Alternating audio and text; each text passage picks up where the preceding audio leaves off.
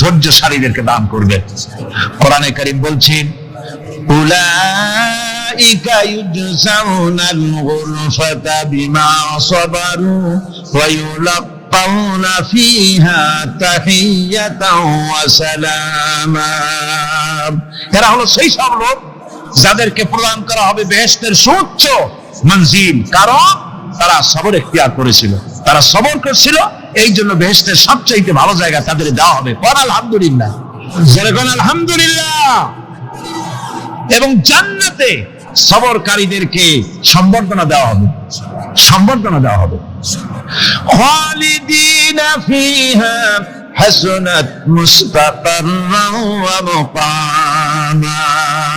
চিরদিন তারা জান্নাতের ভেতরে বসবাস করবে এবং কতই না সুন্দর, কতই না উত্তম জায়গা সবরকারীদের জন্য আল্লাহ বেহেশতের মধ্যে রেখে যাবেন। জান্নাতে প্রবেশ করার সাথে সাথে চতুর্দিক থেকে ফেরেশতারা ছুটে আসবে সবরকারীদের জন্য।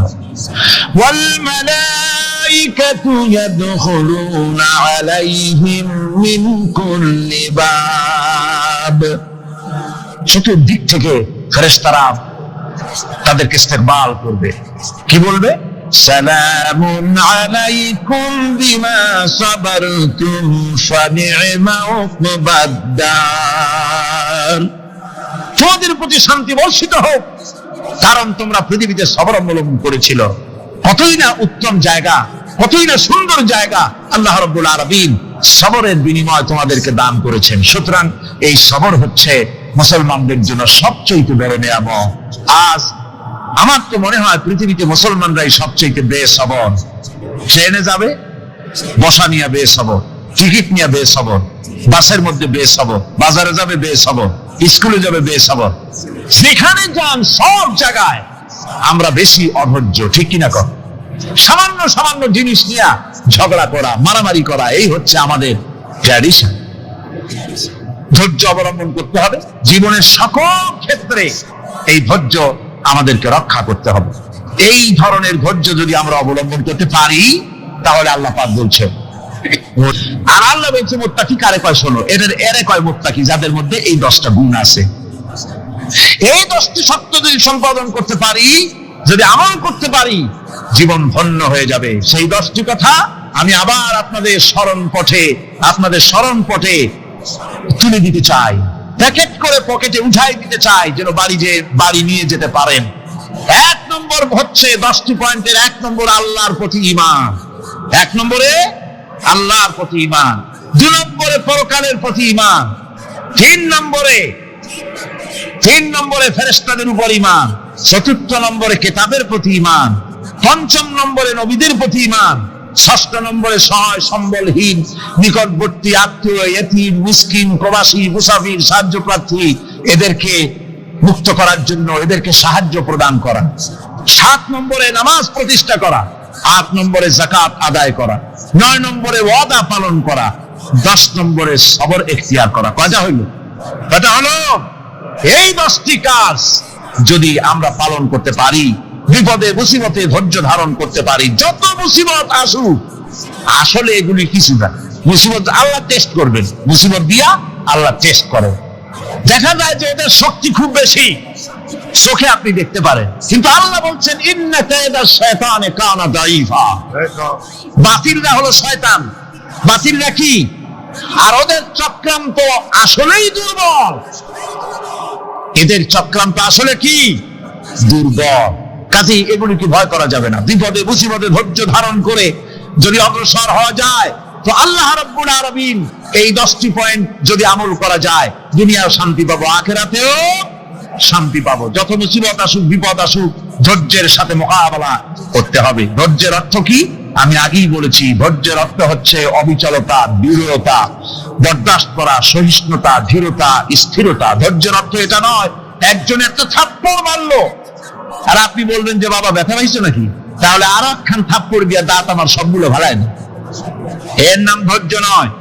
ধৈর্য হচ্ছে পরিস্থিতির মোকাবেলা করতে হবে সাহসিকতার সাথে, এর নাম হচ্ছে ধৈর্য। ওই যে আমি একটা দৃষ্টান্ত দিয়ে থাকি, এক সাপ একবার মুরিদ হয়েছিল এক পীর সাহেবের কাছে। পীর বলছিলেন যে আমি তো এইসব সাপটা মুরিদ বানাই না। না হুজুর, আমারে বানান।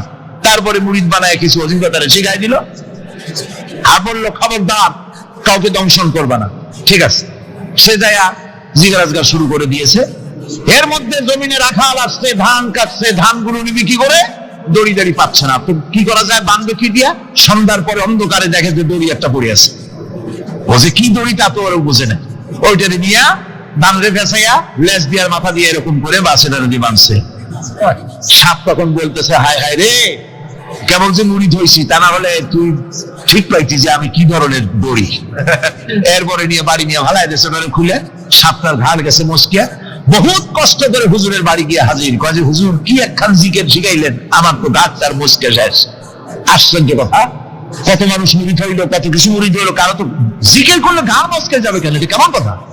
কয় হুজুর ঘটনাই। আরে বেটা ঘটনা এইটা তুই কি করছিলি? কয় যে আপনি যে নিষেধ করছেন দংশন করতে, আমি তো দংশন করতে পারিনি। আরে বেটা দংশন করতে নিষেধ করছিলাম, ফোঁস করতে তো নিষেধ করি নাই। তোরে যখন দড়ি মনে ধরে হাত দিছিল, ফোঁস করে উঠতি, ওই রাখা লাভ দিয়া বন আর পার হইয়া দিল্লি চলে যেত। কাজী ধৈর্যের মানে শীত হয়ে পড়ে না। ধৈর্য মানে অবিচলতা, দৃঢ়তা নিয়ে শক্তি সঞ্চয় করে আল্লাহর উপরে ভরসা করে বাতিলের বিরুদ্ধে ঝাঁপিয়ে পড়তে হবে, বাতিল উৎখাত হতে বাধ্য হবে।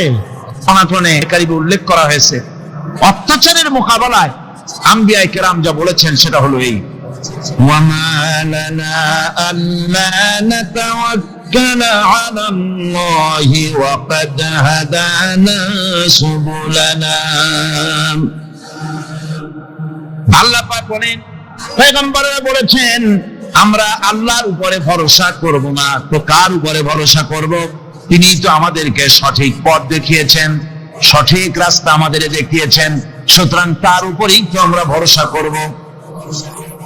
وَلَنَصْبِرَنَّ عَلَى مَا آذَيْتُمُونَا وَعَلَى اللَّهِ فَلْيَتَوَكَّلِ الْمُتَوَكِّلُونَ। তোমরা আমাদের যে সব কষ্ট দাও, পীড়ন দাও, সেজন্য আমরা ধৈর্য অবলম্বন করব।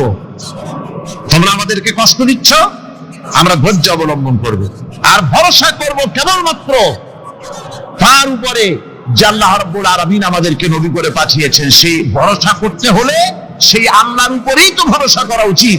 আমরা সেই আল্লাহর উপরে ভরসা করে আছি। তোমাদের যত খুশি আমাদের বিরুদ্ধে ষড়যন্ত্র করা, আমাদেরকে অত্যাচার করে। কোরআনে কারিমে হযরত হুদ আলাইহিস সালামের ঘটনা আল্লাহ রাব্বুল আলামিন এভাবে এনেছেন, তাম এলাকার মানুষ তার বিরুদ্ধে ক্ষিপ্ত হয়ে গিয়েছে। সমাজের লোক, রাষ্ট্রশক্তি হযরত হুদ আলাইহিস সালামের উপর অত্যাচারের পাহাড় ভেঙে দিয়েছে। হযরত হুদ আলাইহিস সালাম একা মানুষ, সমাজের রাষ্ট্রশক্তির এই দুর্বিসন্ধি আর ষড়যন্ত্রের চ্যালেঞ্জ তিনি গ্রহণ করলেন, আর তিনি বললেন, তিনি যেটা বললেন আল্লাহ পাক কোরআনে তা কোট করে দিলেন। দুনিয়ার সমস্ত ইসলামী আন্দোলনের কর্মীদের জন্য আল্লাহ পাক কোট করে দিলেন, সমস্ত মুমিনদের জন্য তা উল্লেখ করলেন। হুদ আলাইহিস সালাম তিনি জাতিকে বললেন, ফাকিদুনি জামিআন সুম্মা লা তুনদিরুন। তোমাদের যত ক্ষমতা আছে, সমস্ত ক্ষমতা নিয়ে আমার বিরুদ্ধে তোমরা ষড়যন্ত্র করো, আর আমাকে এতটুকু অবকাশ দিও না। আমি সেই আল্লাহ রাব্বুল আলামিনের উপরে ভরসা করেছি, যার কুদরতি হাতের ভিতরে আমার জান, আর গোটা পৃথিবীর সমস্ত প্রাণীর জান যার কুদরতি হাতের মধ্যে, যার হাতের ভিতরে গোটা পৃথিবীর সমস্ত জান, সে আল্লাহর উপরে ভরসা করেছি। যা খুশি তোমরা আমার বিরুদ্ধে করতে পারো। সুবহানাল্লাহ ওয়া বিহামদিহি। এটার নাম হলো ঈমান, এটার নাম সবর, এটার নাম ধৈর্য। এই ধৈর্য আসে ঈমানে কামেল হলে পরে, এবং আল্লাহর উপরে পরিপূর্ণ বিশ্বাস হলে পরে। যদি কারো দিনের মধ্যে কথা বিশ্বাস থাকে যে আমার জন্য আল্লাহর পক্ষ থেকে যদি কোনো বুলেট নির্ধারণ করা থাকে, গোটা বিশ্ব যদি আমাকে পাহারা লাগায়, ওই বুলেট থেকে আমাকে বাঁচাইতে পারবে না।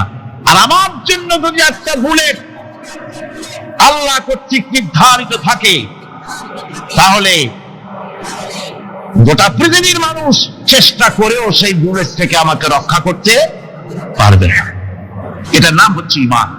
এই ঈমান যখন মানুষের মধ্যে সৃষ্টি হয়ে যায়, তখন সে বিপ্লবী শক্তিতে পরিণত হয়ে যায়। তার কাছে ভয় বলে কোনো জিনিস থাকে না, যেহেতু সে তো ভরসা করেছে এমন শক্তির কাছে যার চাইতে প্রচন্ড ক্ষমতা আকাশেও কারো নাই, জমিনেও। তিনি কে? জোরে চিল্লায় বলেন, তিনি কে? আমার বন্ধুগণ, রাসূল করিম সাল্লাল্লাহু আলাইহি ওয়াসাল্লাম হিজরতের রাতে সৌর পাহাড়ের গাড়ে সৌরের কাছে যখন চলে গেছেন, হজরে রক্ত হয়ে হয়ে আসতেছে। হযরতে আবু বকর রাদিয়াল্লাহু তাআলা আনহু বলছেন, হে আল্লাহর রাসূল, এখন আর অগ্রসর হওয়া ঠিক হবে না, বেলা উঠে গেলে ধরা পড়ে যাব। এখানে গুহা আছে, ভিতরে প্রবেশ করি। হযরতে আবু বকর রাসূলের সম্মতি পেয়ে হযরতে আবু বকর রাদিয়াল্লাহু তাআলা আনহু বলছেন, ইয়া রাসূলুল্লাহ, পাহাড়িয়া গুহা, সাপ বিচ্ছু থাকতে পারে, আমাকে অনুমতি দেন, আমি আগে ভিতরে ঢুকে সাফ করে আপনাকে ডাকি। ভিতরটা সাফ করে তিনি ডাকলেন। রাসূল করিম ভিতরে ঢুকে বলছেন, আবু বকর, পাহাড় বেয়ে বেয়ে বড্ড কষ্ট হয়েছে, একটু বসো, তোমার উরুর উপরে মাথা রেখে আমি একটু ঘুমায়া যাই। আল্লাহ নবী আরাম ফরমাচ্ছিলেন।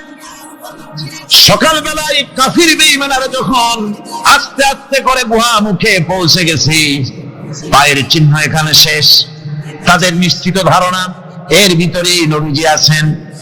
বলছে, বেরিয়ে আসো। একজন বলে নাই, আর একজন বলে আছে। এভাবে তাদের মধ্যে দ্বিমত হয়ে গেল। হযরত আবু বকর বলছেন, ইয়া রাসূলুল্লাহ, আমরা তো ধরা পড়ে গেছি, আমাদের তো আর উপায় নাই। এই গুহাটা এতই অগভীর, শুয়ে যদি হাঁটু উঁচু করা যায়, উপর থেকে দেখা যায়, বসলে পরে মাথা দেখা যায়, ধরা তো পড়ে গেছি, উপায় নাই। আল্লাহ নবী তখন তার হাবিব, তার বন্ধুকে কি বললেন? বিশ্ববাসীর জন্য আল্লাহ পাক কোরআনে তা উঠায় দিলেন। নবীজি তার বন্ধুকে ডেকে বললেন, লা তাহজান ইন্নাল্লাহা মা'ানা। ও আমার সাথী, কোনো চিন্তা করো না, ভয় পেও না, শঙ্কিত হও না। আমরা মাইনরিটি নই, আমরাই মেজরিটি, কারণ আল্লাহ রাব্বুল আলামিন আমাদের সাথে আছেন। সুবহানাল্লাহ। এই চিন্তা, এই ধারণা যদি মানুষের মনের মধ্যে থাকে, তাহলে কখনোই তার মন দুর্বল হবে না, ঈমান দুর্বল হবে না। হয় ঈমান বিল্লাহ, আল্লাহর প্রতি ঈমান যদি এসে যায়, জাতির যদি রক্তে, রন্ধ্রে, রগে, রেশায় যদি ঈমান এসে যায়, তাহলে পুলিশ, বিডিআর, আর্মি আরামে ঘুমাবে, তাদের জন্য পরিশ্রম হবে না, কষ্ট হবে না, অপরাধ প্রবণতা কমে যাবে, মানুষের অশান্তি কমে যাবে, শান্তির বন্যা প্রবাহিত হয়ে যাবে। সুবহানাল্লাহ ওয়া বিহামদিহি। এই জন্য রাসূলুল্লাহ বলেছিলেন, খায়রুল কুরুনি কারনি, সর্বশ্রেষ্ঠ যুগ কার যুগ? জোরে বলেন না, সর্বশ্রেষ্ঠ যুগ কার যুগ? রাসূলুল্লাহর যুগ। জোরে বলেন, কার যুগ? রাসূলুল্লাহর যুগ। এই জন্য আমি আপনাদের খেদমত আরজ করতে চাই, ইসলাম এ ধরনের সীমারেখা ঠিক করে দিয়েছে। তিলকা হুদুদুল্লাহ ফালা তা'তাদুহা, এ হলো আল্লাহর সীমারেখা। এই সীমারেখাকে ভঙ্গ করো না, লঙ্ঘন করো না। আল্লাহর উপরে ঈমান পরিপূর্ণরূপে আনো এবং এই ঈমানের উপরে ভিত্তি করে নিজেদের জীবনকে পরিচালিত করো। এই ঈমান যদি জাতির ভিতরে এসে যায়, তাহলে বৈষয়িক জীবনে, দুনিয়ার জীবনে সত্যিকারের যদি শান্তি পেতে চাই, আল্লাহর উপরে ঈমান আনতে হবে। ইহকাল পরকালে যদি নাজাত পেতে চাই, আল্লাহর উপরে ঈমান আনতে হবে। আর আমরা আমাদের চিন্তা ভাবনায়, ওঠায় বসায়, চলায় ফেরায়, সর্বত্র আল্লাহর উপরে পরিপূর্ণ মাত্রায় ঈমানটা যদি এসে যায়, তাহলেই শান্তি, তাহলেই মুক্তি। গোটা সমাজ শান্তি পাবে, আমরা দুনিয়ায় আরাম পাবো, কিয়ামতে জাহান্নাম থেকে মুক্তি পাবো। জোরে কোন আমিন, আরো জোরে কোন আমিন। বন্ধুগণ, আল্লাহর প্রতি ঈমানের এই কথাগুলি আবারও স্মরণ করিয়ে দেই। লাইসাল বিররা আন তুওয়াল্লু ওয়ুজুহাকুম কিবালাল মাশরিকি ওয়াল মাগরিব, পূর্ব পশ্চিমের যত মাথা ঘুরাও, এটাই কোন কল্যাণের কাজ আসলে নয়। আসল কাজ আল্লাহর উপর ঈমান। আসল কাজ কি? চিল্লা এখন, আসল কাজ কি? আল্লাহর প্রতি ঈমান। সেই ঈমানের কথা এই 3 দিন ধরে বললাম, আর বাকি আছে কয়দিন? বাকি আছে কয়দিন? এই বেহেশতের বাগান আগামী 2 দিন পরে স্তব্ধ হয়ে যাবে। এখানে আর এভাবে এত লক্ষ লক্ষ টুপি এ ধরনের মুসলমান আল্লাহু আকবরের আওয়াজ, আজানের আওয়াজ ধ্বনিত প্রতিধ্বনিত হবে না, 1 বছরের জন্য নিস্তব্ধ হয়ে যাবে। আল্লাহ যেন বাকি 2টা দিন আমাদের সকলের আশার তৌফিক দেন। সবাই বলি আমিন। জোরে কোন আমিন। আগামী কালকের আলোচনা আরো গুরুত্বপূর্ণ, তারপরের দিন আরো গুরুত্বপূর্ণ, গোটা কোরআনই তো গুরুত্বপূর্ণ। আল্লাহ পাক এই কথাগুলি শোনার, বোঝার, আমল করার তৌফিক যেন আল্লাহ আমাদের দান করেন। জোরে বলেন আমিন। আরো জোরে বলেন আমিন। মোনাজাতের জন্য এবার সমস্ত মানুষ দাঁড়ানো, ভাইয়েরা বসে পড়ে। আজকের মোনাজাতের পূর্বে আজকে সবার সভাপতি হযরতুল আল্লাহ মাওলানা শামসুদ্দিন সাহেব অতি সংক্ষেপে আপনাদের সামনে কিছু গুজারিশ পেশ করছেন। বলাগাল উলা বিকামালিহি কাশাফাদ দুজা বিজামালিহি হাসনাত জামিউ খাসালিহি মুহাম্মাদুম বাশারুল লাইসা কাল বাশারি বল হুয়া ইয়াকুতাতুন ওয়ান নাসু কাল হাজারি বলাগাল উলা বিকামালিহি কাশাফাদ দুজা বিজামালিহি হাসনাত জামিউ খাসালিহি।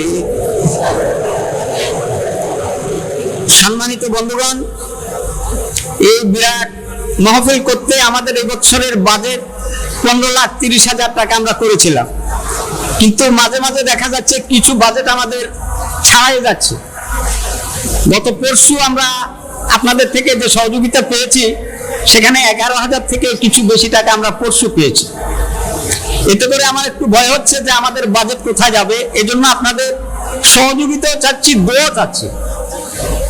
আর যে দোয়াটা আপনারা করেছেন আমি আবার আপনাদের কাছে দোয়া চাচ্ছি, সেটা হলো মহতারাম মাওলানা সাইদি সাহেবের গলার ব্যাপারে, তার স্বাস্থ্যের ব্যাপারে, তার হায়াতের ব্যাপারে আপনারা মন খুলে দোয়া করবেন যেন তার আল্লাহ তার গলাকে যেন খুলে দেন, তার কণ্ঠস্বরকে যেন আল্লাহ ঠিক করে দেন এবং আমাদের চাহিদা অনুযায়ী আমাদের মনের খোরাক যেন তিনি দিতে পারেন। এজন্য আল্লাহ তাকে যেন তৌফিক দান করেন এবং আল্লাহ তার হায়াত দারাজ করে দেন। এখন মোনাজাত।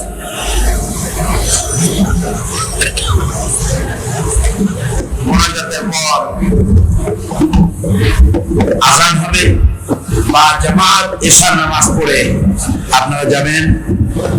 আর যাওয়ার সময়, আসার সময় আপনারা আল্লাহর নামের ধ্বনি দিতে দিতে যাবেন আর আসবেন। গোটা শহর জুড়ে তাফসীর চলাকালীন চট্টগ্রামের আকাশ বাতাস, গাছপালা, তরুলতা, মানুষ, পুরুষ, নারী সবাই যেন টের পায় যেখানে তাফসীরের মাহফিল হচ্ছে। যাবেন এবং আসবেন যখন মুখ বুঝে সাতাব কেন, নারায়ে তাকবীর, আল্লাহু আকবার, ইসলাম ছাড়া অন্য কিছু মানি না, আল কোরআনের আলো ঘরে ঘরে জ্বালো, এসব সুন্দর সুন্দর স্লোগান দিতে দিতে যাবেন, স্লোগান দিতে দিতে আসবেন, আল্লাহর নারা লাগাবেন, আল্লাহর আওয়াজকে বুলন্দ করবেন। আল্লাহ সকলকে তৌফিক দিন। আল্লাহুম্মা আমিন। ربنا ظلمنا أنفسنا وإن لم تغفر لنا وترحمنا لنكونن من الخاسرين ربنا لا تزغ قلوبنا بعد إذ هديتنا وهب لنا من لدنك رحمة إنك أنت الوهاب ربنا فاغفر لنا ذنوبنا وكفر عنا سيئاتنا وتوفنا مع الأبرار ربنا وآتنا ما وعدتنا على رسلك ولا تخزنا يوم القيامة إنك لا تخلف الميعاد আয় আল্লাহ রব্বুল আলামিন, বিশাল এই জনতা নিয়ে তোমার দরবারে হাত তুলেছি রব্বুল আলামিন। কোরআনে কারীমের মাহফিল বড় আশা করে হাত তুলেছি, মেহেরবানি করে আলোচনার সব রাসূল করিম সাল্লাল্লাহু আলাইহি ওয়াসাল্লামের রূহ মুবারকে পৌঁছায় দাও। तमाम পৃথিবীর মাটির নিচে মুমিন মুমিনাত যারা শুয়ে আছে তাদের রূহের উপরে সব পৌঁছায় দাও রব্বুল আলামিন। আমাদের মা বাপ যাদের দুনিয়া থেকে বিদায় হয়ে গেছে কবরগুলিকে জান্নাতের টুকরা বানায়া দাও। রব্বির হামহুমা কামা রব্বায়ানি সগীরা। সবাই পড়েন, রব্বির হামহুমা কামা রব্বায়ানি সগীরা। আল্লাহ আমাদের মা বাপ যাদের বেঁচে আছে স্বাস্থ্য ভালো রাখো আল্লাহ, তাদেরকে হায়াতে তাইয়্যিবা দাও, সেহাতে কুল্লিয়া দাও, খাতিমা বিল খাইর করো। রব্বুল আলামিন, কোরআনে কারীমের মাহফিলে বড় আশা করে আমরা হাত তুলেছি, আমাদের জিন্দেগির সকল গুনাহ খাতা maaf করে দাও। আল্লাহ তাআলা, জীবনে বহু গুনাহ করেছি, গুনাহ করে করে জীবনটারে নষ্ট করে ফেলেছি। আল্লাহ তুমি দয়া করে মেহেরবানি করে আমাদের জিন্দেগির গুনাহ maaf করে দাও। রব্বুল আলামিন, না বুঝে সওয়াব মনে করে অনেক শিরক বিদআত আমরা করেছি, মনে করেছি ওতে সওয়াব হবে, আমরা বুঝি নাই। আল্লাহ আমাদের ভুল বুঝানো হয়েছে, নিজেরাও ভুল বুঝেছি। আমার আল্লাহর মতো এত ভালো আর কেউ আছে? এত দরদ আর কারো আছে? আমার আল্লাহ বলেন, ও নবী আপনি শোনায় দেন, হে আল্লাহর বান্দারা, তোমরা যারা নিজেদের উপরে বাড়াবাড়ি করেছো, নিজেদের উপরে জুলুম করেছো, অত্যাচার করেছো, আমি আল্লাহর রহমত থেকে নিরাশ হয়ে যেও না। মানুষ যদি অপরাধ করে, বাপের সাথে অপরাধ করেছে, মায়ের সাথে অপরাধ করেছে, মা বাবা সন্তানের চাইতে এত বড় কল্যাণকামী তো আর কেউ নাই, কিন্তু মা বাবা কোনোদিন বলে না আয় আমার ছেলে তোরে মাফ করে দেই, এরকম বলে নাকি? মন চায় ছেলে যদি মাপ চাইতো, খুশি হয়ে মাফ করে দিতাম, কিন্তু কেন যে আসে না, ডাকে না যে আয় মাফ করে দেই। মা বাপ আপনাকে এত ভালোবাসে, সেই মা বাপও আপনাকে বলে না যে আয় মাফ করে দেই।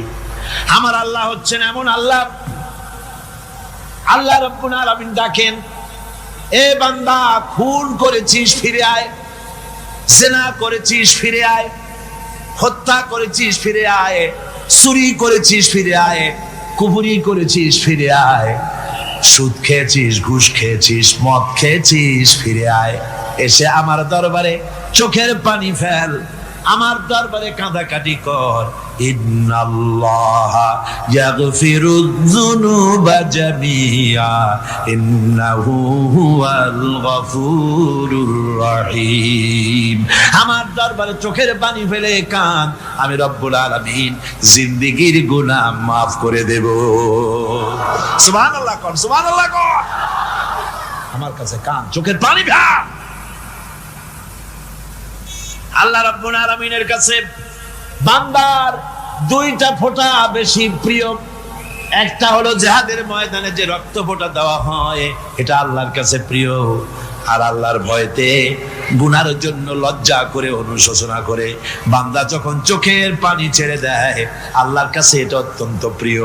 নবীজি বলেছেন, বান্দা যখন গুনার ভয়তে, আল্লাহর ভয়তে, জাহান্নামের ভয়তে অনুশোচনা করে যখন চোখ দিয়া পানি ছেড়ে দেয়, ওই চোখের পানি নাকের অর্ধেক আসতে না আসতে আল্লাহ রাব্বুল আলামিন বান্দারে মাফ করে দেয়।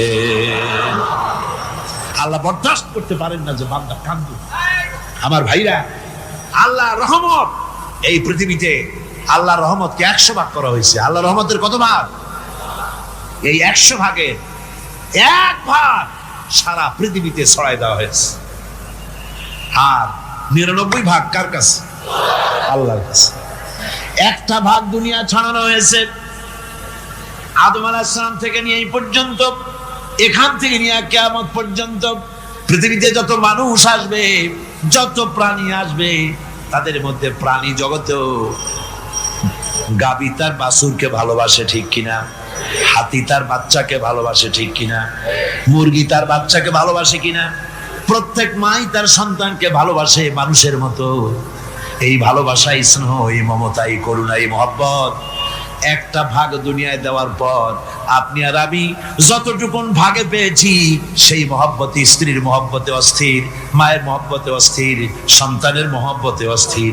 এখন চিন্তা করেন, একটা ভাগ সারা পৃথিবীতে বিতরণ করার পর যেটুক পেয়েছি, তাতে যদি এত মহব্বত হয়, তাহলে এর 99 ভাগ মহব্বত যে আল্লাহর কাছে জমা আছে, এই বান্দার জন্য তার কত মহব্বত। এই বান্দার জন্য কত করুণা তার, কত মহব্বত তার, কত দয়া তার। এজন্য আল্লাহ রাব্বুল আলামিন বলেছেন, নাব্বি ইবাদি আন্নি আনাল গফুরুর রহিম। ও আমার নবী, সুসংবাদ দিয়ে দাও, বান্দাদেরকে শোনায় দাও যে আমি আল্লাহ তাআলা ক্ষমাশীল আর দয়াবান। হুজুর কাঁদতেছিলেন, হযরত ওমর রাদিয়াল্লাহু তাআলা আনহু এসে দেখেন হুজুর একা কাঁদতেছে। হুজুর জিজ্ঞেস করছেন, হযরত ওমর জিজ্ঞেস করলেন, হুজুর আপনি কাঁদেন কেন একা একা? হযরত ওমর বলেন, আমি যখন প্রশ্ন করলাম নবীজি বললেন, আমার কাছে কিছু আগে জিবরাইল এসেছিলেন। জিবরাইল এসে আমাকে বললেন, আল্লাহ পাক বলেছেন, হে আমার নবী, ইসলামের ভিতরে থেকে যে সমস্ত মানুষগুলো ইসলামের ভিতরে থেকে চুল আর দাড়ি পাকায় দিছে, কিয়ামতের দিন এই লোকগুলারে আমি শাস্তি দিতে আমার শরম হবে। হযরত ওমর বলেন, হুজুর উম্মতের জন্য কত বড় খোশ খবর এটা, আর আপনি কাঁদতেছেন। হুজুর বলেন, ওমর তুমি জানো না আমার কান্নার কারণ ভিন্ন। আমার কান্নার কারণ হলো যে আল্লাহ রাব্বুল আলামিন কিয়ামতের দিন দাড়ি চুল পাকা বান্দারে শাস্তি দিতে শরম করবেন। সেই দাড়ি চুল পাকা বান্দাগুলি আল্লাহর সাথে নাফরমানি করতে শরম করে না। আমি এই লজ্জায় কাঁদতেছি। ভাইরা, হুজুর আল্লাহ পাক বলেন, ও আমার নবী, রাতের আধারে যখন একটা বুড়া আমার দরবারে হাত উঁচু করে, একটা বুড়া মানুষ রাতের আধারে যখন আমার দরবারে হাত উঁচু করে আর যখন বলতে থাকে, রব্বুল আলামিন আমার পেছনের জীবনটা বড় খারাপ করেছি, এমন কোন কাজ জীবনে করি নাই যা তোমার কাছে কিছু দাবি করতে পারি, সব রকমের নাফরমানি করেছি, আজ আমি বুড়া হয়ে গেছি, কামাই করতে পারি না, ছেলে আমাকে চোখে দেখতে পারে না, পুত্রবধূ আমাকে ঘরে জায়গা দেয় না, আমার স্ত্রী আমাকে দেখতে পারে না, রোজগার করতে পারি না, হাঁটতে পারি না, চলতে পারি না, সবার কাছে আমি তিতা হয়ে গেছি, আমি দাঁড়াতে পারি না, কোমরে ব্যথা পাই, হাঁটুতে ব্যথা পাই, চলতে পারি না, কানে শুনতে পাই না, চোখে দেখতে পারি না, আর তোমার কাছে কিছু চাইয়া নেব এমন ভালো কাজও করি নাই। এইভাবে যখন বান্দা কাঁদতে থাকে আমার দরবারে, ও আমার হাবিব আমার রহমতের দরিয়ায় জোশ মেরে যায়, আমার শরম হয় এই বুড়াটারে কেমনে খালি হাতে ফিরাইয়া দেই। সুবহানাল্লাহ, সুবহানাল্লাহ। আমার আল্লাহর এত দয়া, আমার আল্লাহর এত মায়া, এত মহব্বত। আমার আল্লাহ রাব্বুল আলামিন বলেন, ওয়াইযা সালাকা ইবাদি আন্নী ফাইন্নী করিব। ও আমার হাবিব, আমার বান্দা আমার ব্যাপারে প্রশ্ন করে, আমি বান্দার একদম নিকটে। কোরআন শরীফের ভিতরে যত জায়গায় রাসূলকে বলা হয়েছে সুয়ালের কথা, আপনাকে প্রশ্ন করা হয়, আল্লাহ তার জবাব কুল এই কথা বলে জবাব দিয়েছেন। যত জায়গায় সুয়াল এসেছে, যেমন কোরআনে কারীমের মধ্যে আল্লাহ পাক বলেন, ওয়ায়াসআলুনাকা আনিল মাহিদ, মেয়েদের হায়েজ সম্পর্কে জিজ্ঞাসা করা হয়, কুল হিয়া আযা, হে নবী আপনি বলুন। এভাবে করে কুল দিয়ে জবাব দেওয়া হচ্ছে। আবার প্রশ্ন করা হচ্ছে, ওয়ায়াসআলুনাকা আনিল আনফাল, এই গনিমতের মাল সম্পর্কে হুজুর আপনাকে, হে নবী আপনাকে প্রশ্ন করা হয়। আল্লাহ কুল দিয়া জবাব দিলেন, আল্লাহ বলেন আপনি বলেন। ওয়ায়াসআলুনাকা আনিল খামরি ওয়াল মাইসির, আল্লাহ পাক বলেন নবী আপনারে প্রশ্ন করা হয়, কুল ফীহিমা ইসমুন কাবীর, আল্লাহ কুল দিয়া বললেন তুমি বলো। আবার বলা হলো, ওয়ায়াসআলুনাকা আনিল আহিল্লা কুল হিয়া মাওয়াকিতু লিন্নাস, নবী আপনাকে প্রশ্ন করা হয় চাঁদের ক্রমবর্ধমান এবং ক্রমহ্রাস, এই যে বাড়ে আর কমে, পূর্ণিমা হয় অমাবস্যা হয়, কেন হয় আপনি বলুন। কুল, আপনি বলেন এটা আমি অক্ত এবং সময়, বছর আর দিন গণনা করার জন্য পৃথিবীবাসীদের জন্য বিনা পয়সায় একটা ক্যালেন্ডার বানাইয়া আকাশে ঝুলাই রেখেছি। এভাবে যত জায়গায় এসেছে আপনাকে প্রশ্ন করা হয়, তত জায়গায় আল্লাহ জবাব দিয়েছেন কুল, আপনি বলেন। গোটা কোরআন শরীফের ভিতরে এই একটি মাত্র জায়গা যেখানে বলা হয়েছে আপনাকে প্রশ্ন করা হয়, আল্লাহ এখানে বলতে পারতেন কুল, আপনি বলেন, আল্লাহ তোমাদের নিকটবর্তী, এভাবে জবাব হয় না। এটা কায়দাটা হলো এই, আল্লাহ বলতেছেন ওয়াইজা সালাকা ইবাদি, ও আমার নবী, প্রশ্ন তো আমার বান্দারা আমার ব্যাপারে করেছে, এবার আপনার জবাবের কোনো দরকার নাই। প্রশ্ন আমার ব্যাপারে, আমি নিজে জবাব দিয়ে দেই, ফা ইন্নী কারীব। ও বান্দা, আমার ব্যাপারে প্রশ্ন করেছিস, জবাব আমি দেই, আমি তোর সবচাইতে বেশি নিকটে। সুবহানাল্লাহ। এই পৃথিবীতে এমনি করে আমি সকল নবীদের শত্রু বানিয়েছি, সব পাপিষ্ঠ অপরাধীদেরকে। নবীদের সাথে বিরোধিতা করেছে কারা? পাপিষ্ঠরা, অপরাধীরা। আজও খুঁজে দেখেন, আজও ইসলামী আন্দোলনের বিরোধিতা যারা করে সবগুলি কি পাপিষ্ঠ? সত্য কি রাখ? ইসলামী আন্দোলনের বিরোধিতা যারা করে হিসাব করে চোখ দিয়ে তাকায় দেখেন, খুঁজে দেখেন তাদের নামগুলি। মদখোর, জিনাকার, বদমাশ, চোর, হাইজাকার, বেনামাজি, লুটেরা, মিথ্যাবাদী, সবচাইতে সমাজের নিকৃষ্ট লোকগুলি ইসলামের বিরুদ্ধে।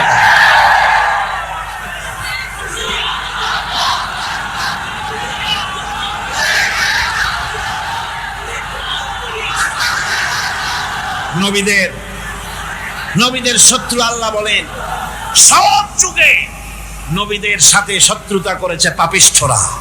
আল্লাহর কথা, কার কথা?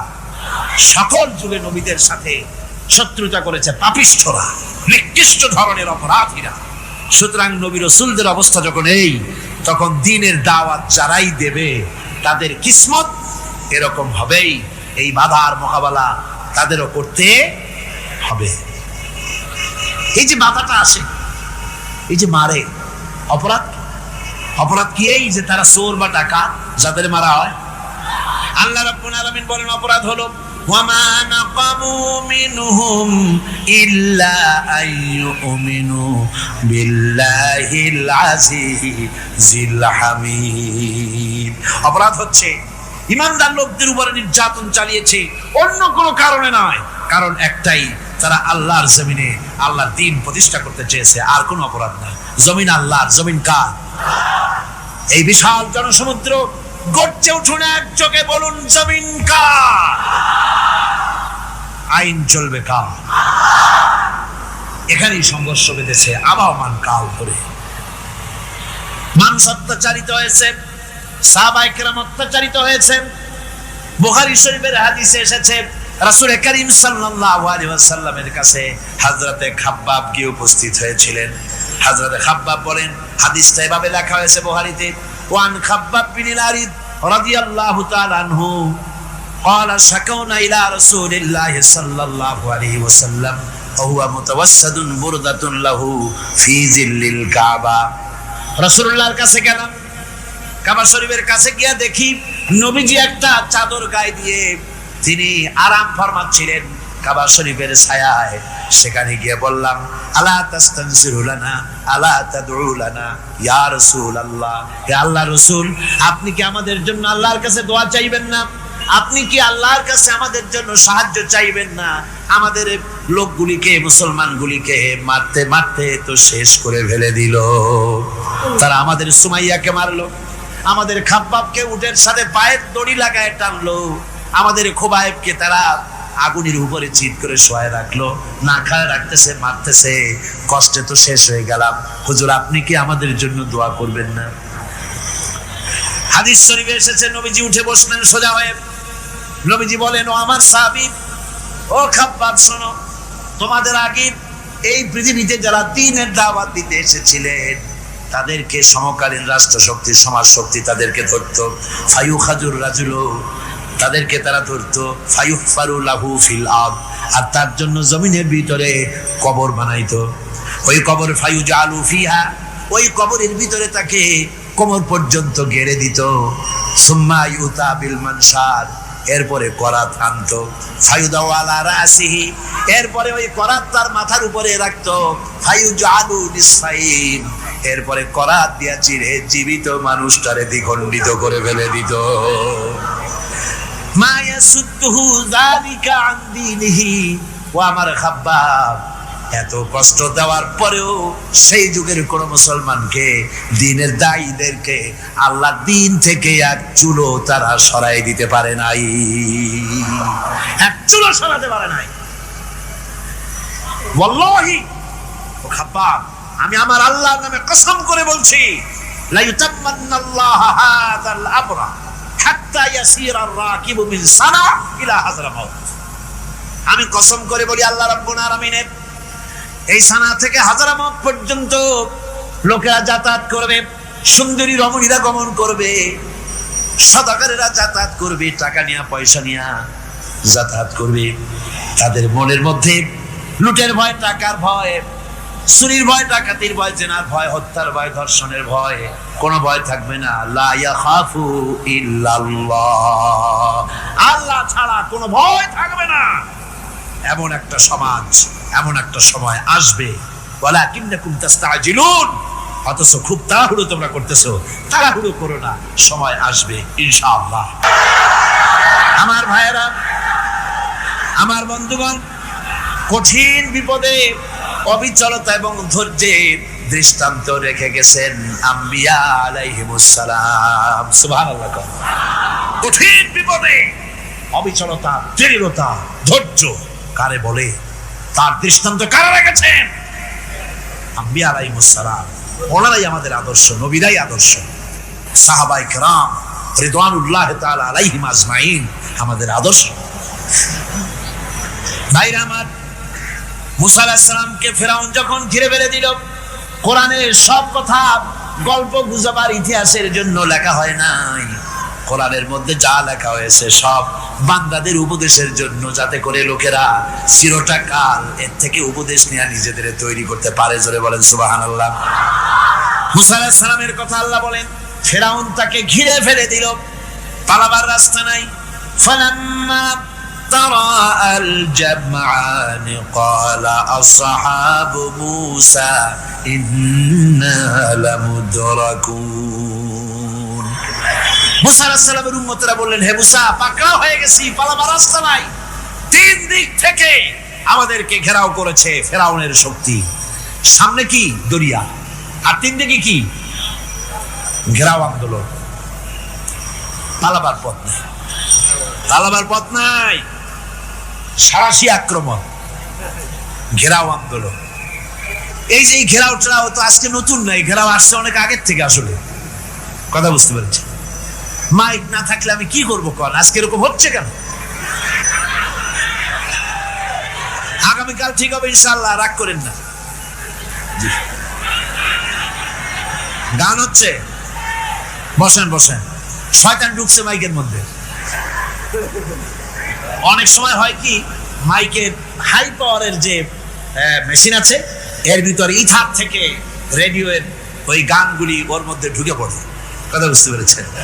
এই জন্য শয়তান তো আর বসে থাকে না, ওরও তো কিছু করার আছে। ধৈর্য ধরেন, ধৈর্য ধরেন। কালকে অপারেটরদেরকে মাওলানা শামসুদ্দিন সাহেবের কাছে অনুরোধ করবো, অপারেটর একটু ভালো করে হেদায়েত করে দেবেন মাইকে। আজকে আমার যে বছর এরশাদ সরকার আমাকে প্লেন থেকে নামতে দিল না, আপনাদের মনে আছে? সিলেট থেকে ফিরাই দিল। এই খবরটা মাইকম্যান যখন শুনেছে যে আমাকে নামতে দেয় নাই, ফিরাই দেওয়া হয়েছে, সাথে সাথে স্ট্রোক করেছে, হার্ট ফেল করে দুনিয়া থেকে বিদায় হয়ে গেছে।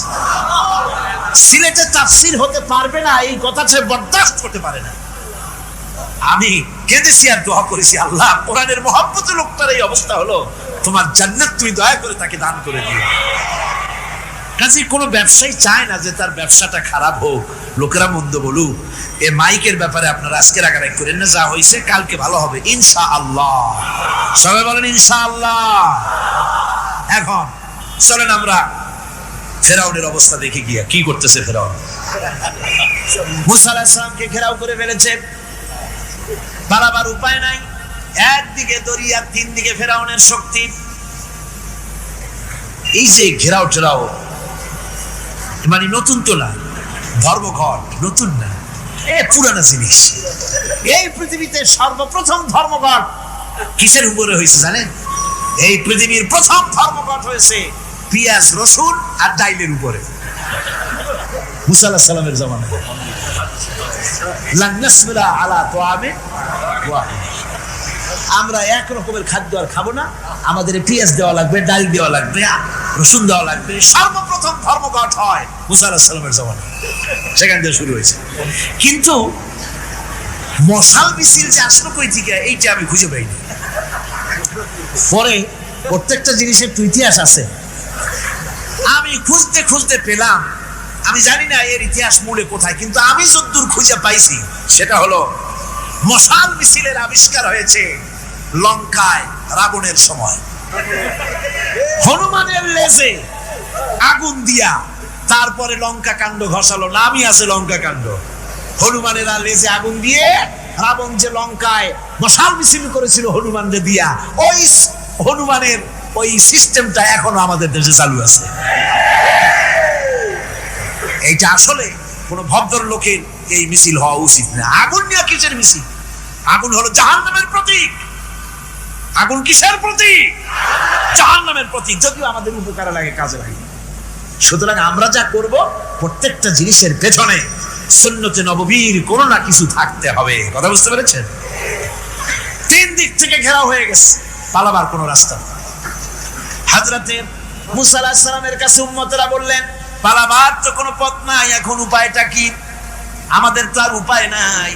মুসা আলাইহিস সালাম দেখেন বিপদে পড়ে গেছেন, কিন্তু ধৈর্য হারান নাই, ভয় পান নাই। ভয় পাইছিলেন? ভয় পেয়েছেন? প্রশ্নই ওঠে না। মুসা আলাইহিস সালাম আল্লাহ পাক যাদেরকে বলেছেন উলুল আযম, রাসূল যাদের বলেছেন তার মধ্যে হযরত মুসা একজন উলুল আযম পয়গম্বর। চারটিখানি কথা না, আল্লাহ কথা বলছেন তার সাথে, কালিমুল্লাহ তিনি। সুবহানাল্লাহ। মুসা আলাইহিস সালাম শোনালেন, কাল্লা ইন্না মাইয়া রাব্বি সায়াহদিন। কখনো নয়, আমার উম্মতেরা ভয় পেও না, আমার রব অবশ্যই আমাকে পথ দেখাবে। সুবহানাল্লাহ। তিন দিক থেকে শত্রু, একদিকে দরিয়া, পালাবার কোন রাস্তা নাই। সেখানে দৃঢ়তার সাথে তিনি বলছেন, অবশ্যই আমার আল্লাহ আমারে পথ দেখাবে। সুবহানাল্লাহ। নবীরা এই দৃঢ়তা দেখিয়েছেন, অবিচলতা দেখাইছেন। আল্লাহ পাক মুসা আলাইহিস সালাম যখন এই দৃঢ়তা দেখালেন, এই অবিচলতা দেখালেন, সঙ্গে সঙ্গে জিবরাইল এসে হাজির হয়ে গেলেন।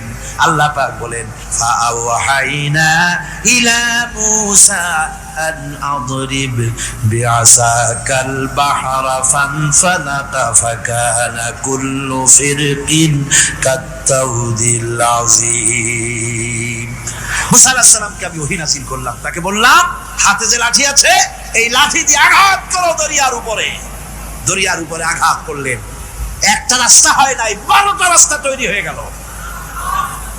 আর দেওয়ালগুলা পাহাড়ের মতো উঁচা হয়ে গেল। দরিয়ার ভিতরে পাহাড়ের মতো উঁচা মজবুত 12টা রাস্তা। এবার মুসা আলাইহিস সালাম তার দলবল নিয়ে চললেন। আল্লাহ রাব্বুল আলামিন বলেন, ওয়া আনজাইনা মুসা ওয়া মান মাআহু আজমাইন। মুসা এবং তার সাথী সঙ্গীদেরকে আমি পার করে দিলাম। মুসা আলাইহিস সালাম এবং তার সাথী সঙ্গী নিয়ে যখন দরিয়ার মাঝখানে আসছে, ফেরাউন তার দলবল নিয়ে এসে গেছে। আসে দেখে নদীর মধ্যে রাস্তা। বাবা, খুব তো কায়দা।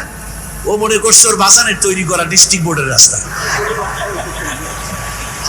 ওর লোকজন নিয়ে নেমে গেছে দরিয়ার ভিতরে। ও আসছে মাঝখানে, মুসা আলাইহিস সালাম চলে গেছেন ওপার, দরিয়া পার। মাঝখানে যখন এসে গেল, আল্লাহ রাব্বুল আলামিন পানিকে অর্ডার করলেন কুন। আল্লাহর তো বটন টেপা লাগে না, মুখ দিয়া কোনো হুকুম করা লাগে না, শুধু বলেন কুন। যে ব্যাপারে কুন বলেন ফায়াকুন, সাথে সাথে হয়ে যায়। আল্লাহ বললেন কুন, আর অমনি রাস্তা বন্ধ হয়ে গেল। এবার তুফান শুরু হয়েছে নদীতে, ঢেউয়ের উপরে ঢেউ, মৌজুন কাল জিবাল, পাহাড়ের মতো উঁচু হয়ে হয়ে ঢেউ আসতেছে।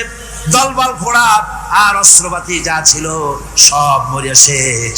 এবার ফেরাউন একা উপরে ওঠে আর নিচে নামে, পানি খেতে খেতে পেটের কাম সারা। জনমের খাওয়া খাইছে পানি, এখন চান চা। বাঁচবার আর উপায় নাই, বাঁচবার আর উপায় নাই। ফেরাউন তার নিজের জীবন সম্পর্কে হতাশ হয়ে গেল। এবার ফেরাউন বলতেছে, আমানতু আন্নাহু লা ইলাহা ইল্লাল্লাযী আমানাত বিহি বানু ইসরাঈল। আমি ঈমান আনলাম, আমি ঈমান আনলাম আল্লাহ ছাড়া কোনো ইলাহ নাই। ওই আল্লাহর উপর ঈমান আনলাম যে আল্লাহর উপরে ঈমান এনেছে বনি ইসরাঈলেরা। আল্লাহ যাতে ঠিক পাইছে কোন আল্লাহর উপর ঈমান আনছে। বনি ইসরাঈলের আল্লাহর উপর ঈমান আনলাম। আল্লাহ এই তো মুসলমান হয়ে গেছি, এরপরও আমার সুবাও কেন? আল্লাহ রাব্বুল আলামিন জবাবে বলেন, আল আন, এখন ওয়াকাদ আসাইতা ক্বাবলু ওয়া কুনতা মিনাল মুফসিদিন। এখনই ঈমান আনার কথা বলছো, অথচ যুগের পর যুগ, বছরের পর বছর ধরে আমার মানুষের উপরে মন গড়া আইন চালাইছো, আমার পয়গম্বরের সাথে বেয়াদবি করেছো। আজ তোমাকে আমি ছাড়ছি না, তোমাকে আজকে ছেড়ে দেব না, আমি তোমাকে মারব। আর সমস্ত প্রাণীগুলিকে, স্থলচর প্রাণীগুলিকে আল্লাহ পাক অর্ডার দিয়া দিলেন, এই ফেরাউনের লাশকে ডুবাবি না, পচাবি না, খাবি না। আল ইয়াউমা নুনাজ্জিকা বিবাদানিক, আমি তোমার শরীরে বাঁচায় দেব। পোকে খাবে না, পানিতে পচবে না, মাছে খাবে না, কুমিরে খাবে না, দুনিয়ার কোনো পশুতে খাবে না। আমি তোরে শুটকি বানাইয়া রাখবো, যাতে করে দুনিয়ার সমস্ত ফেরাউন যত যুগে যুগে আসে তোরে দেখে যেন হেদায়েত নিতে পারে। ফেরাউনকে আল্লাহ শুটকি বানায় রাখছে। আমি ফেরাউনদের লাশ দেখেছি ব্রিটিশ মিউজিয়ামে। ফেরাউন তো একটা না, অনেকগুলা। আসলটারে অবশ্য দেখিনি। ব্রিটিশ মিউজিয়ামে ওই ফেরাউনগুলার লাশ যখন অসুবিধা হয়, মমিগুলি, তখন ইংল্যান্ডে নিয়ে যায় চিকিৎসা করাবার জন্য। চোখ টোক আছে গর্তের ভিতরে, তারপরে চামড়া টামড়া হাড়ের সাথে মিশানো, ওইভাবে চেহারা দেখলে মনে হয় যে সত্যি ফেরাউনিগুলো। আর ব্রিটিশের কাম মিশর থেকে না আনছে এমন কোনো জিনিস নাই। আমি সেখানে এক বক্তৃতা বলছিলাম, আপনারা এদের এখন সভ্য, এদের এখন ভদ্র, এরা হলো ইন্টারন্যাশনাল চোর। সারা দুনিয়া চুরি করেছে। লন্ডনে বক্তৃতা করেছি, সারাটা দুনিয়া চুরি করছে, আমাদের দেশকে শোষণ করেছে। এই বিশাল ভূভাগকে শোষণ করে ইংল্যান্ডের দ্বীপটাকে তারা সাজাইছে। তারা ময়ূর সিংহাসনের, শাহজাহানের ময়ূর সিংহাসনের ময়ূরের বাম চোখে কোহিনূর মণি লাগাইছিলেন। শাহজাহান ময়ূরের ডান চোখে কোহিনূর মণি লাগায় নাই। কোহিনূর মণির অনেক দাম, আমি দেখে এসেছি মণি। এখন সেটা কুইন এলিজাবেথের মুকুটে শোভা পাচ্ছে। সেই মণি এমনি বলে প্রবাদে, 7 রাজার ধন এক মানিক্য, বলেন এরকম অনেক দাম। শাহজাহান দেখালেন, আমি মুসলমান, আমার কাছে এটার দাম নাই, এই জন্য ময়ূরের ডান চোখে লাগালাম না, বাম চোখে লাগাই দিলাম। এইটাতে চুরি করছে। তারপরে মিশর থেকে, মিশরের মমি চুরি করেছে, জুতা চুরি করছে, ছাতি চুরি করছে, পিসা চুরি করেছে। আমি বললাম, এগুলা কি ভদ্রলোক নাকি? এরা জুতা চোর, পিসা চোর, লাঠি চোর, সব চুরি করছে। যাই দেখেন ব্রিটিশ মিউজিয়ামের মধ্যে সব দুনিয়ার চুরি করা জিনিস নিয়ে তারা মানুষকে দেখাইয়া পয়সা অর্জন করছে।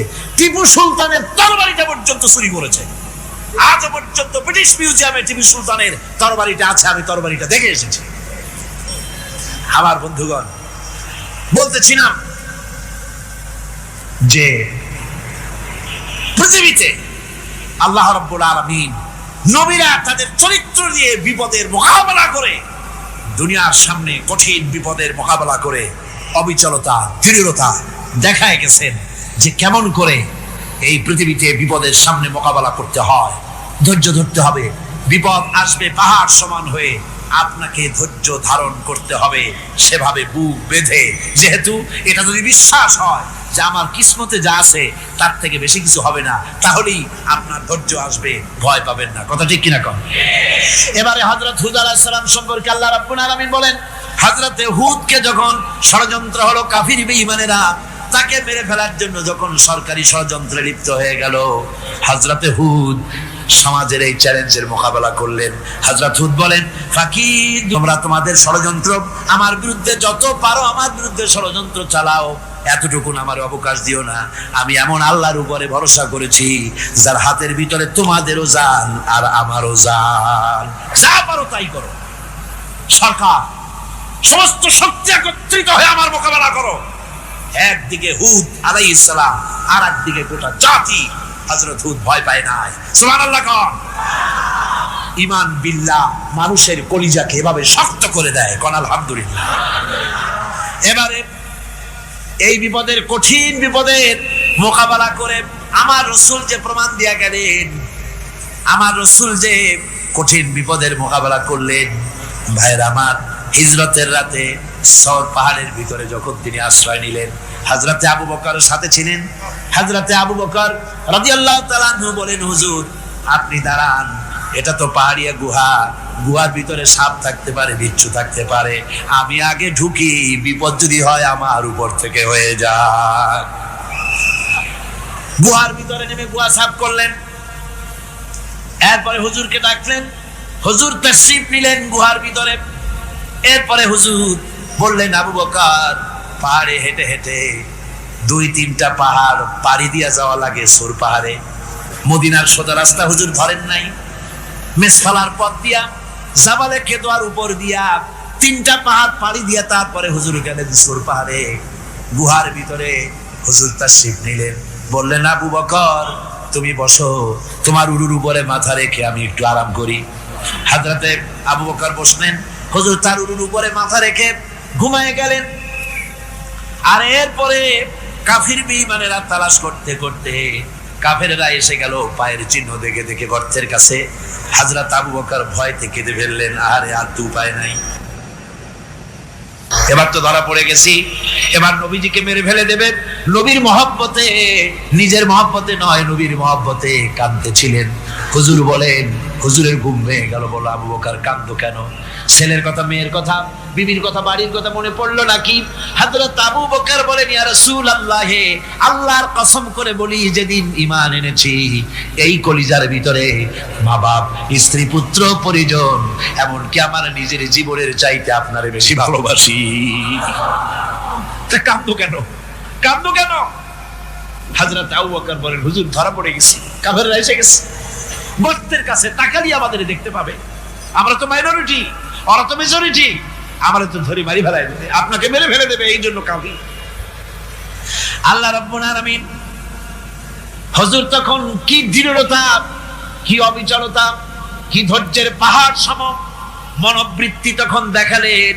আল্লাহ কোরআন শরীফে চিরকাল যাতে মানুষেরা হেদায়েত দিতে পারে, সেজন্য হুজুরের কথা উঠায় দিলেন কোরআনে।